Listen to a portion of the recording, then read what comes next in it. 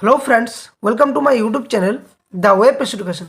सो friends, এই মুহূর্তে আজকে গুরুত্বপূর্ণ একটা ব্রেকিং নিউজ, সেটা হচ্ছে 32,000 প্রাইমারি রিক্রুটমেন্ট কেস আপডেট নিয়ে। অর্থাৎ আজকে আপনারা সকলেই জানেন যে প্রাথমিকে যে 32,000 শিক্ষক বাতিল মামলা, সেই মামলার শুনানি হতে চলেছে কলকাতা হাইকোর্টের ডিভিশন বেঞ্চে, যেখানে বিচারপতি তপব্রত চক্রবর্তী এবং বিচারপতি ঋতব্রত কুমার মিত্রের বেঞ্চে কিন্তু এই মামলার শুনানি চলছে। তো এর আগে অনেক দিন ধরে শুনানি চলছে, যেখানে একটার পর একটা আর্গুমেন্ট, যেখানে পর্ষদের তরফ থেকে যিনি অ্যাডভোকেটরা ছিলেন তারা বক্তব্য রাখেন, বা পিটিশনের তরফ থেকে। তো আজকে পিটিশনারদের তরফ থেকে বক্তব্য রাখতে চলেছেন গুরুত্বপূর্ণ অ্যাডভোকেট বিকাশ রঞ্জন ভট্টাচার্য এবং আরও একজন সিনিয়র অ্যাডভোকেট রয়েছেন। তো মামলার কি প্রেক্ষাপট রয়েছে, সমস্ত বিষয়টা এই ভিডিওর মধ্যে দিয়ে আপনাদের সামনে তুলে ধরবো।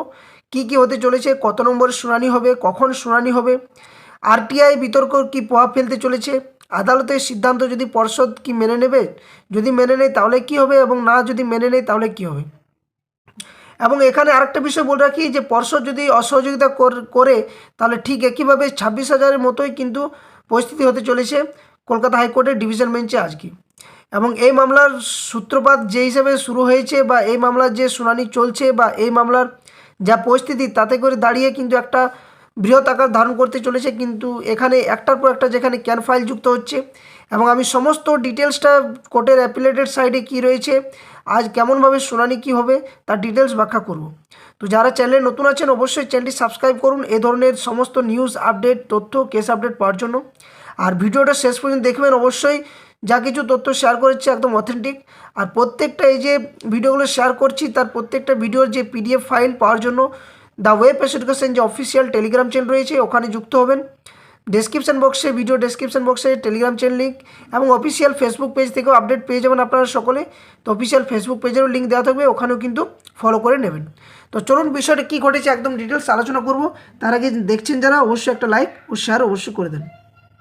তো প্রথমত আমরা যে বিষয়টা আলোচনা করছি সেটা একটু দেখে নিন, সেটা হচ্ছে ক্যান ফাইলটা নিয়ে। অনেকেই কিন্তু প্রশ্ন করছেন ক্যান ফাইল এত কেন যুক্ত হচ্ছে। তো এই মামলা একটা গুরুত্বপূর্ণ পর্যায়ে তৈরি হয়েছে, যার ভিত্তিতে এখন পর্যন্ত যে can file, last can file যুক্ত হয়েছিল সেটা হচ্ছে 4/7 এবং 7/7 যেটা যুক্ত হয়েছিল, অর্থাৎ 4/7 লাস্ট হয়েছিল 82। এবং বর্তমানে যে ক্যান ফাইলের সংখ্যা সেটা একটু পরিষ্কার করে দেখলে বুঝতে পারেন আপনারা সকলে, যে লাস্ট ক্যান ফাইল এটা কিন্তু এখান থেকে যুক্ত হচ্ছে, অর্থাৎ 83, 84, 85, 86 এতগুলো ক্যান ফাইল কিন্তু পরপর যুক্ত হয়েছে, যারা 7 তারিখ, 10 তারিখ, 11 তারিখ দেখাচ্ছি। তো ফিলিং ডেট ক্যান ফাইলগুলো দেখতে পাচ্ছেন যে কোন পরিস্থিতি রয়েছে এই মামলা, এবং আদৌ কি এতগুলো ক্যান ফাইলের শুনানি হবে এখনও পর্যন্ত হয়নি।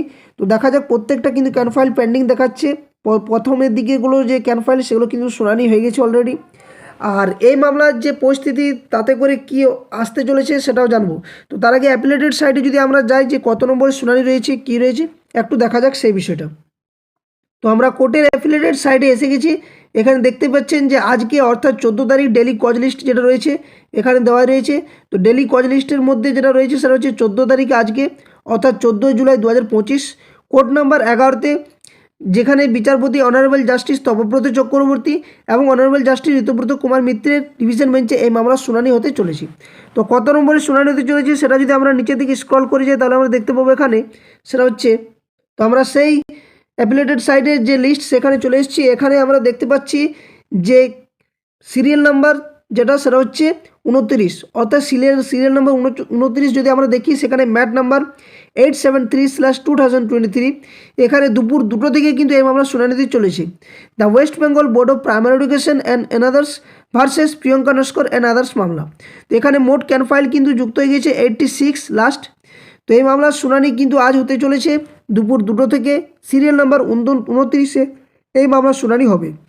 তো এই মামলা আজ কী ব্যাখ্যা হতে চলেছে, পর্ষদ কি সহযোগিতা করবে বিচারপতিদের সাথে বা বিচারপতিদের রায়ের সাথে, নতুবা বিচারপতিদের যে কলকাতা হাইকোর্ট থেকে রায় আসছে তার পরিপ্রেক্ষিতে যদি পর্ষদ সহযোগিতা না করে, তাহলে ঠিক একইভাবে 26,000-এর মতো পরিস্থিতি হতে চলেছে।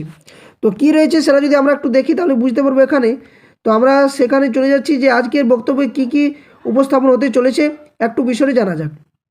তো কেসটা হচ্ছে 32,000 টিচার্স কেস, পর্ষদ অসহযোগিতা করলে কিন্তু 26,000-এর মতোই হবে। আজ হাইকোর্টে এই মেগা শুনানি হতে চলেছে।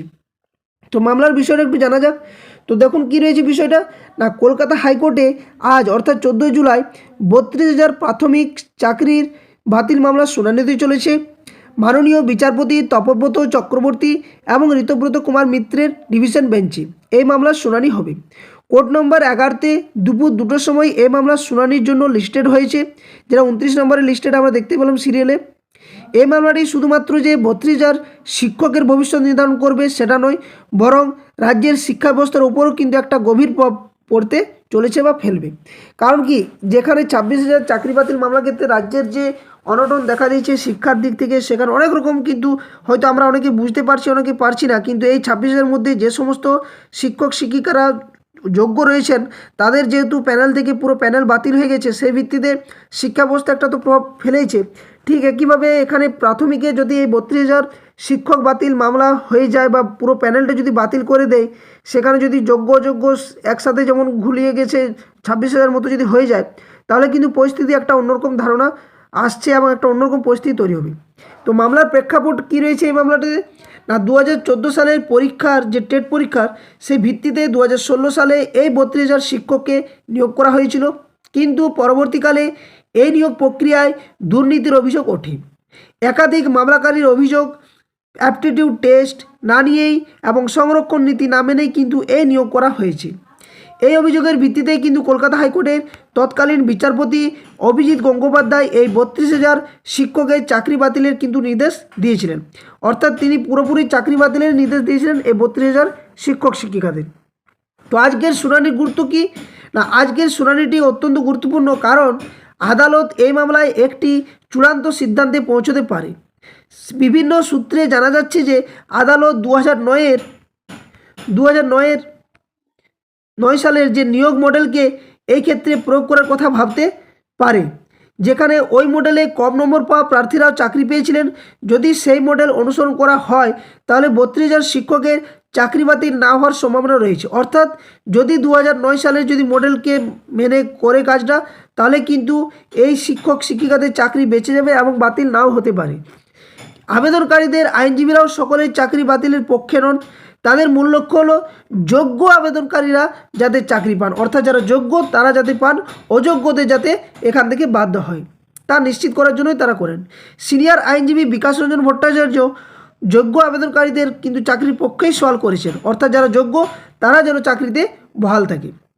তো এই মামলাতে কী কী গুরুত্বপূর্ণ বিষয় তথ্য উঠে আসছে, না প্রথমত হচ্ছে সেটা হচ্ছে আরটিআই বিতর্ক নিয়ে।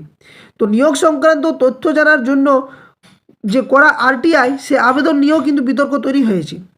পর্ষদের পক্ষ থেকে জেলা প্রাথমিক শিক্ষা সংসদগুলিকে অর্থাৎ ডিপিএসসিতে নির্দেশ দেওয়া হয়েছে যে আদালতের নির্দেশ ছাড়া নিয়োগ সংক্রান্ত গোপনীয় তথ্য কাউকে দেওয়া যাবে না। এটা নোটিশটা তোমরা বা আপনারা যারা দেখছেন তারা হয়তো এর আগে আমার ভিডিও দেখেছেন, যে সেখানে পর্ষদের তরফ থেকে একটা নোটিশ গত পরশু কিন্তু জারি করা হয়েছিল, যেখানে সমস্ত চাকরি প্রার্থী এই যে 32,000 শিক্ষক শিক্ষিকা রয়েছেন তাদেরকে কিন্তু কোনো রকম এই যে 32,000 শিক্ষকের যে ডিপিএসসিগুলোতে যে তথ্য রয়েছে সেগুলো কোনোভাবে শেয়ার করা কাউকে যাবে না বা তথ্য প্রকাশ করা যাবে না বলে কিন্তু পর্ষদের তরফ থেকে কিন্তু ডিপিএসসিগুলোতে জানানো হয়, এবং এই নোটিশটা হয়তো অনেকেই জেনেছেন এর আগে। তো আদালতের ভূমিকার ক্ষেত্রে কি, না চূড়ান্ত সিদ্ধান্ত নেওয়ার ক্ষমতা একমাত্র আদালতের রয়েছে, তাই আবেদনকারী বা তাদের আইনজীবীরা এই প্রক্রিয়ায় প্রভাব ফেলতে পারবেন না। আদালতের মূল লক্ষ্য হলো এই মামলার একটি স্থায়ী সমাধান করা, যাতে আর সুপ্রিম কোর্টে আবেদন করার প্রয়োজন না হয়। অর্থাৎ এখানে আদালতও কিন্তু বলতে চাইছেন বা বোঝাতে চাইছেন যে এই মামলা এখানে নিষ্পত্তি যাতে ঘটানো কোনোভাবেই সেটা সুপ্রিম কোর্টে না যাক, নতুবা সেই 26,000 মতোই কিন্তু পরিস্থিতি তৈরি হতে চলেছে। তো পর্ষদের ভূমিকা কি রয়েছে এখানে, না আদালতের সিদ্ধান্ত মেনে নেওয়া পর্ষদের জন্য অত্যন্ত জরুরি। এই জন্যই আমি থাম্বনেলে দিয়েছিলাম বিষয়টা। কারণ কি, না এর আগে 26,000 যখন চাকরি বাতিলের ক্ষেত্রে পর্ষদের অসহযোগিতার অর্থাৎ এসএসসি অসহযোগিতা বা সরকার অসহযোগিতা করার কারণে কিন্তু পুরো প্রক্রিয়াটি জটিল হয়ে যায়, এবং যার ভিত্তিতে পুরো প্যানেলকে বাতিল করা হয় সুপ্রিম কোর্টে বিচারপতিদের তত্ত্বাবধানে।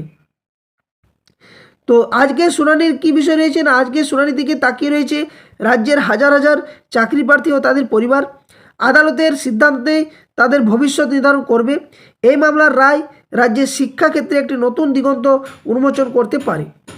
তো আজকের মামলার যে বিষয়বস্তু সেটা আমি আপনাদের সামনে তুলে ধরলাম। বিষয়টা হয়তো অনেকেই বুঝতে পারছেন যে কী হতে চলেছে আজকে, এবং এই শুনানি একটা অন্যরকম রূপ নিতে চলেছে। তো আজ এই মেগা শুনানির সমস্ত আপডেট পাওয়ার জন্য অবশ্যই আপনারা চ্যানেলের পাশে থাকুন।